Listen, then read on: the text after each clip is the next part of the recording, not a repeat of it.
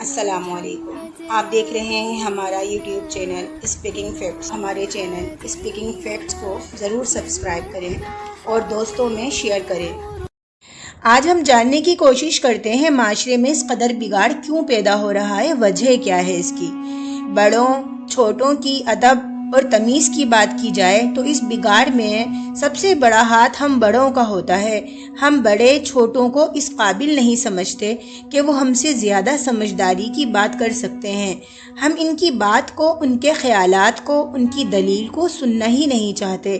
ہم ان کی باتوں کو بے وقت اور وقت کا ضیاع اور فضول سمجھتے ہیں۔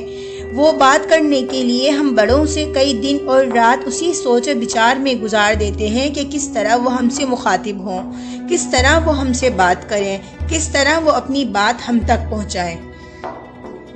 کافی ہمت جتا کر الفاظوں کو چن کر لفظوں کو ترتیب دے کر ہمارے سامنے بات کرنا شروع ہی کرتے ہیں، مگر ہمیں ان کی بات اس قدر فضول لگتی ہے کہ ہم انہیں بولنے سے پہلے ہی چپ کرا دیتے ہیں اور انہیں کہتے ہیں تم ابھی بہت چھوٹے ہو اور ہم نے زندگی کے تجربات سے جو سیکھا ہے، جو سبق زندگی نے ہمیں سکھایا ہے، تم کیا جانو۔ اور کہتے ہیں یہ بال ہم نے دھوپ میں سفید نہیں کیے، اور یہی ہم بڑے سب سے بڑی غلطی کرتے ہیں۔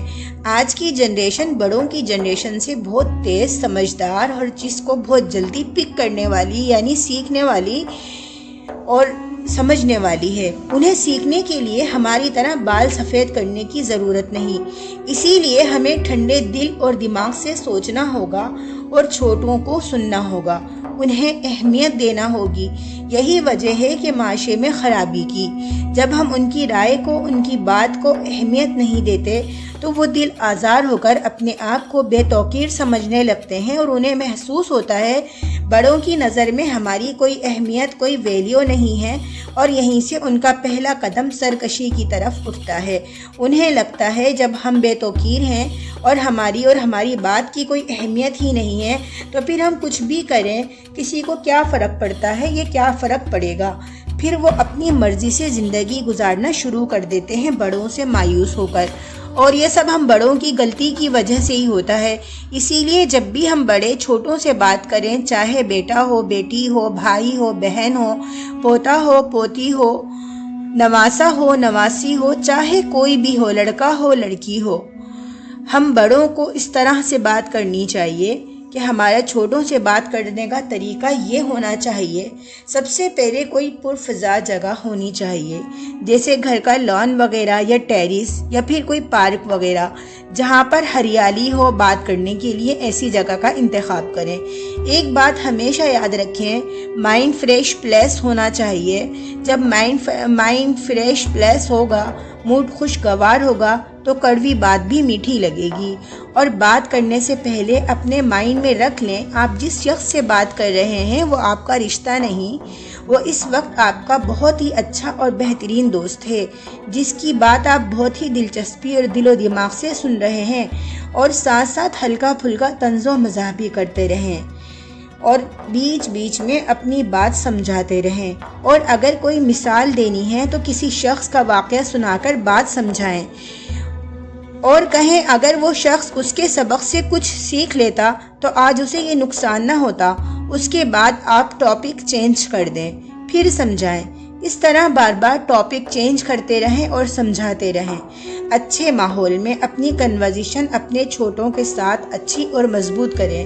جب بھی بات کرنی ہو دوستانہ انداز میں ہی کریں، اور اسے پہلے بتا دیں کہ بیٹا کافی دن ہو گئے ہیں ہم لوگ آپس میں مل کر نہیں بیٹھے، آج ہم سب کاموں سے فارغ ہو کر کچھ وقت ایک ساتھ گزاریں گے۔ یہ بات آپ نے 7-8 گھنٹے پہلے بتا دینی ہے تاکہ وہ بھی اپنی مصروفیات میں ٹائم مینیج کر لے۔ ہم بڑوں کی یہاں پر بھی سب سے بڑی غلطی ایک یہ ہوتی ہے کہ ہم چھوٹوں کو دنیا جہاں سے فارغ سمجھتے ہیں، ان کا کوئی بھی کام نہیں لگتا۔ یہاں پر بھی ہم 100% غلط ہیں۔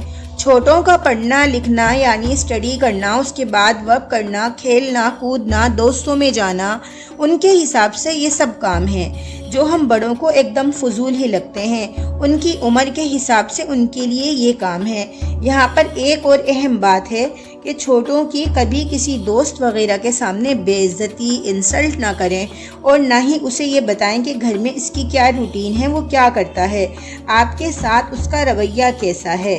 جب ہم چھوٹوں کے ساتھ یہ کر رہے ہوتے ہیں تو دراصل وہ چھوٹوں کے ساتھ نہیں، ہم بڑے اپنے ساتھ کر رہے ہوتے ہیں۔ یہ ہم سکھا رہے ہوتے ہیں اور وہ یہیں سے سیکھتے ہیں، اور پھر وہ بھی یہی کچھ کرنا شروع کر دیتے ہیں ہم بڑوں کے ساتھ، جو ہم بڑوں کو بہت ہی گراں گزرتا ہے، بہت دکھ دیتا ہے، بہت تکلیف دیتا ہے۔ جس طرح ہمیں تکلیف ہوتی ہے بالکل اسی طرح انہیں بھی تکلیف ہوتی ہے۔ ہمارا ہی رشتہ ان سے نہیں ہوتا بلکہ ان کا رشتہ بھی ہم سے ہے، بس فرق چھوٹے اور بڑے رشتے کا ہے۔ اگر بڑے اپنی کنورزیشن چھوٹوں سے اچھی اور مضبوط رکھیں گے تو کبھی باہر والے سے شکایت کرنے کی ضرورت نہیں پڑے گی، اور کبھی بھی چھوٹوں سے شکایت کا ہمیں موقع نہیں ملے گا۔ ادب سکھائیں، مگر ادب تہذیب سکھانے کا ہرگز یہ مطلب نہیں ہے کہ ہم چھوٹوں کو معمولی یا غیر اہم سمجھ لیں۔ اپنی اہمیت بنانی ہے، اپنی ویلیو بنانی ہے، اپنے آپ کو پروقار رکھنا ہے تو چھوٹوں کو بھی اتنی ہی عزت دیں جتنی بڑے چھوٹوں سے امید رکھتے ہیں۔ اور میری نظر میں یہ بالکل بھی غلط نہیں ہے یا بدتمیزی کی بات نہیں ہے، وہ بھی آپ ہی کا حصہ ہیں۔ جو آپ ان سے چاہتے ہیں وہ بھی آپ سے وہی چاہتے ہیں، اس میں کیا غلط ہے؟ ہمارا اچھا رویہ، اچھا برتاؤ اور مضبوط کنورزیشن ہمارے چھوٹوں کو خوش مزاج، ادب کرنے والا، اپنی رائے کا اظہار کرنے والا، پروقار شخصیت بنا دے گا، اور وہ بھی بڑوں کا ادب، احترام، فرما بردار اور اچھا اور بہترین انسان بن کر یا ابھر کر سامنے آئے گا، اور آپ کو اپنا عکس، اپنا آپ اس میں دکھے گا اور آپ کی زندگی کی کامیابی کا ضامن ہوگا۔ آپ کو خود پر فخر محسوس ہوگا کہ آپ نے اس معاشرے کو ایک اچھا اور بہترین انسان دینے میں کامیاب ہو گئے۔ اب وہ بھی آپ کے نقش قدم پر چلتے ہوئے معاشرے میں اچھا انسان دے گا۔ آپ نے کبھی بھی غصے کا اظہار نفرت سے نہیں کرنا، نہ ہی گالم گلوچ کی صورت میں کرنا ہے، اور نہ ہی انا دکھانی ہے، اور نہ ہی ذلیل کر کے کرنا ہے۔ غصے کے اظہار کو اپنی ناراضگی میں پوشیدہ رکھیں اور یہ بتانے کے لیے خاموشی اختیار کر لیں۔ جب آپ خاموش ہو جائیں گے، یہ خاموشی اسے تکلیف دے گی، اسے اپنی غلطی سمجھ آ جائے گی، اور جب وہ اپنی غلطی تسلیم کرے تو تب بھی آپ اسے موقع دیں تاکہ وہ مزید بہتر ہو سکے۔ آپ کی نسل آپ کے لیے نازک آبگینے ہیں۔ جس طرح ایک کانچ کے گلاس کو سنبھال کر رکھتے ہیں، گلاس جتنا قیمتی ہوتا ہے آپ اتنا ہی اسے سنبھال کر رکھتے ہیں، اسی طرح آپ کی نسل آپ کے لیے جتنی قیمتی ہے اسے اتنا ہی سنبھال کر رکھیں۔ آپ کا سنبھال کر رکھنا اس کی قیمت کا اندازہ ہوگا، اور جب بھی آپ بات کریں سب سے پہلے آپ اپنے چھوٹے کی بات سنیں، اور بہت ہی دھیان اور توجہ سے سنیں تاکہ وہ بھی آپ کی بات توجہ سے سنیں۔